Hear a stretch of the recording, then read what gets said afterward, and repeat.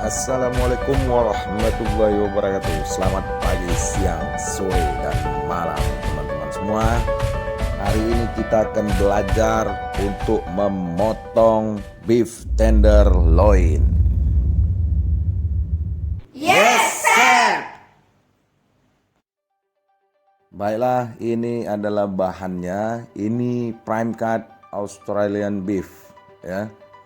1265 itu adalah nomor inspected-nya.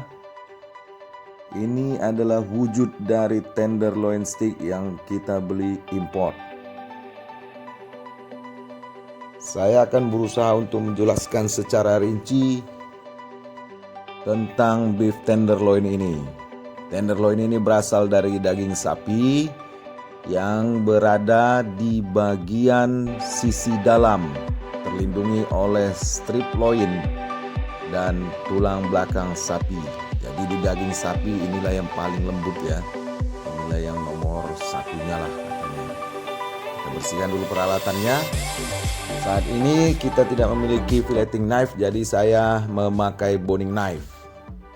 Mudah-mudahan ini bisa dengan rapi kita untuk mengcuttingnya. Nah, ini yang saya cut duluan adalah headnya. Ini disebut dengan head tenderloin. Ini ada bagiannya. Apabila diperhatikan dengan benar pada produk ini, pada bahan ini, pada tenderloin ini akan sangat terlihat ya, terpisah antara tengah atau badan atau inti dari tenderloin itu dan bagian headnya. Nah, ini dia ada garis uratnya. Di sini nanti akan kita potong headnya, karena headnya ini tidak kita jadikan stick. Headnya ini akan nanti kita jadikan bahan lain, bisa dijadikan burger, bisa dijadikan untuk daging fillet yang tipis-tipis atau beef black pepper. Ya terserah nanti, yang pasti untuk head tenderloin jangan digunakan untuk jadi steak. Selanjutnya kita akan melakukan trimming teknik. Trimming teknik ini untuk membuang bagian-bagian yang tidak kita inginkan.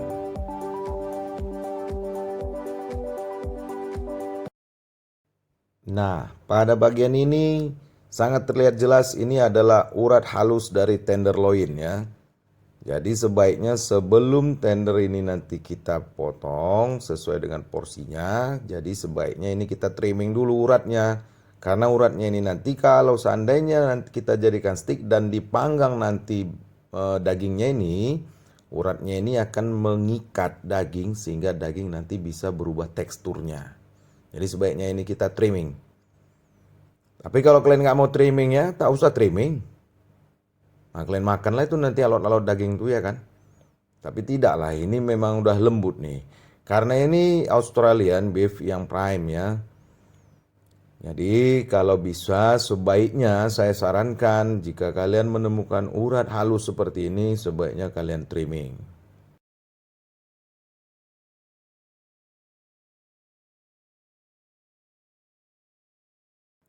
Oke, setelah ini bersih, kita periksa di bagian sisi sebelahnya. Ya, ini udah bagus ya. Tapi ini sudah termasuk dia ini udah overtowing. Nah, selanjutnya kita akan memotong bagian bawahnya. Itu nanti saya kasih tahu apa namanya. Nah, ini adalah kita sebut inti dari tenderloin. Namanya setu brang. Ingat, namanya setu brang. Atau kita bilang namanya filet mignon. Nah, ini adalah tailnya, artinya ujung tenderloin. Ini kalau mau dijadikan steak bisa juga, tapi jelek nanti bentuk steaknya. Dia tidak medalion. Nah, ini tadi yang head of tenderloinnya ya. Ini jangan jadikan steak. Paham ya? Jadi kalau tailnya boleh dijadikan steak, tapi nanti bentuknya akan jelek. Nah, satu brang inilah yang harganya sangat mahal. Jadi di dalam satu tenderloin yang beratnya itu sekitaran 2,5 kilo sampai 3 kilo, paling-paling nanti satu brangnya itu, intinya itu hanya dapat 1 kilo. Jadi jangan salah potong, jangan salah filet. Butcher harus benar-benar tahu dan benar-benar paham bagian dari inti ini, jangan sampai kekurangan. Karena kalau sampai nanti kekurangan, pemorsian cost akan mengakibatkan jadi sangat tinggi sekali. Karena ini untuk beef tenderloin Australian ini harganya ya middle up ya, sekilonya sekitaran Rp215.000. Nah ini satu brangnya sekitar 950 gram. Nah dari sini kita akan memotongnya menjadi 5 bagian. 5 bagian saya butuh nanti yang 200 gram. Itu mungkin bisa dapat 3 atau 4 ya. Nanti kita lihat hasilnya. Nah ini yang memotong ya. Kalau memotong itu berarti dia memendekkan urat. Nanti saya kasih tahu teknik untuk melihat uratnya. Kalau tenderloin ini uratnya itu adalah membujur ya. Jadi jangan membelah nanti untuk memporsikannya, tapi memotong. Nah ini sudah dapat 2 yang beratnya 190-an sampai 200 gram. Nanti kalau kita lihat ini sisanya nih paling hanya sekitar 500 gram sekian ya. Nah ini ada dapat yang 175, ini nanti kita asingkan untuk yang ladies cut. Nah ini saya mau ambil yang 200 gram, ini satu lagi mudah-mudahan bisa dapat. Ya alhamdulillah dapat, jadi yang 200 gram kita dapat itu sekitar 3 porsi. Dan yang 180 itu dapat 2 porsi ya. Jadi yang 200 gram itu kisaran beratnya sekitaran 195 sampai 200 ya. Kalau yang ladies cut 175 sampai 180. Butcher chef harus benar-benar paham ini. Jadi nanti kalau sudah memang sering latihan, sering potong daging, gramasi sudah sangat tahu dan senti-sentinya itu sudah sangat tahu dan tidak ada kesalahan dalam memotong. Kalau kita melakukan kesalahan dalam memotong, otomatis daging tidak akan kita bisa jual. Akibatnya kerugian dan cost akan menjadi tinggi. Nah setelah dapat ini kita akan simpan kembali. Ini saya masukkan plastik dan nanti akan divakum untuk nanti dijual bila ada orderan.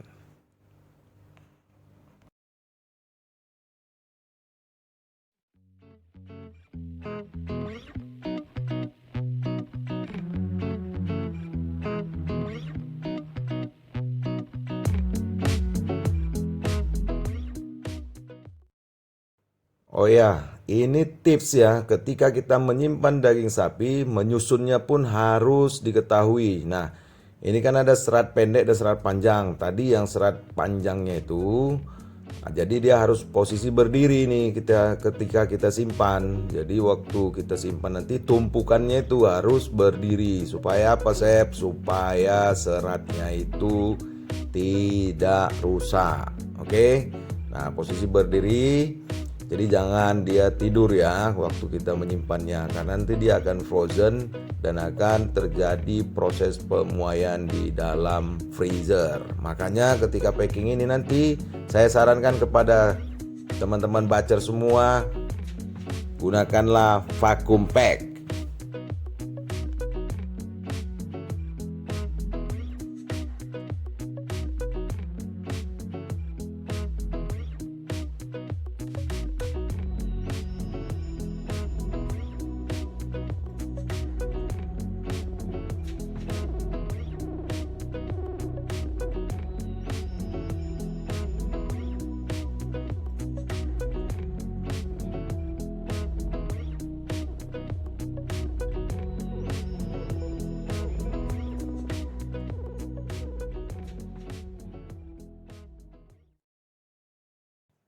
Yes, ini adalah hasil dari butchering tenderloin kita pada hari ini ya. Dapat 3 yang ukuran porsi 195-200, yang regular cut dan ladies cut dapat 2 maksud saya.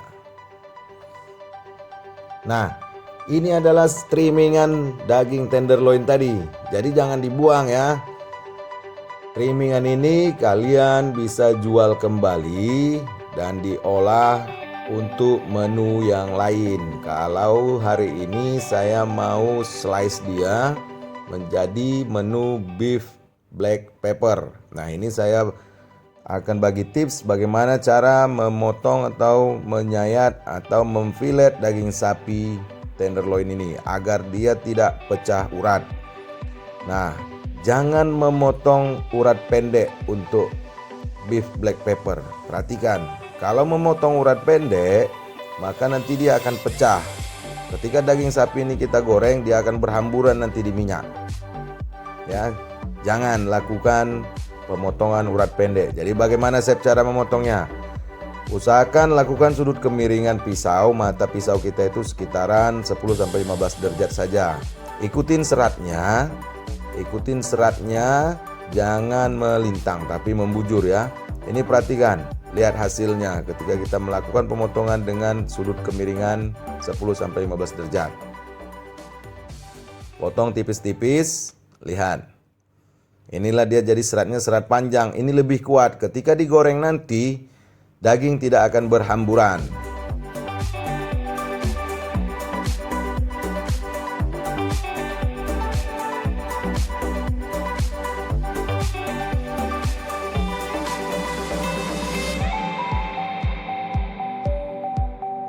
Oke teman-teman, mohon diperhatikan di sini ketika kita melakukan filet tipis-tipis seperti ini, syaratnya hanya satu saja ya, yaitu pisau filetnya harus benar-benar tajam agar tidak mengenai tangan kita nantinya.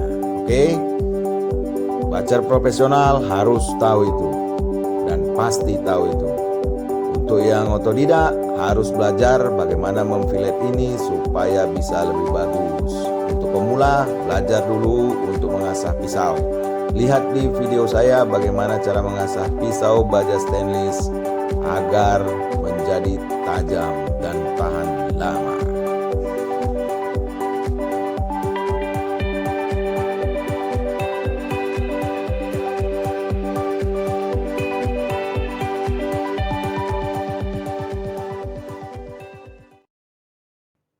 Terus bagaimana untuk daging sapi yang ternyata nanti dipotong dan seratnya ternyata pendek? Apakah bisa dipakai untuk daging sapi lada hitam untuk digoreng? Jangan ya. Sebaiknya simpan dan pakailah menu yang lain. Mungkin bisa daging burger.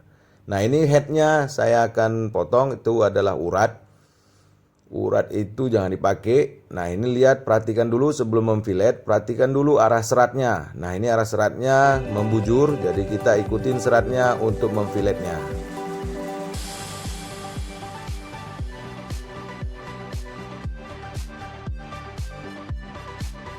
Oke teman-teman semuanya, saya harap ini bisa menjadi manfaat bagi kita semua dan menambah ilmu buat saya pribadi dan rekan-rekan para praktisi kuliner, khususnya untuk para butcher chef di sana. Semoga bermanfaat. Salam kulineri.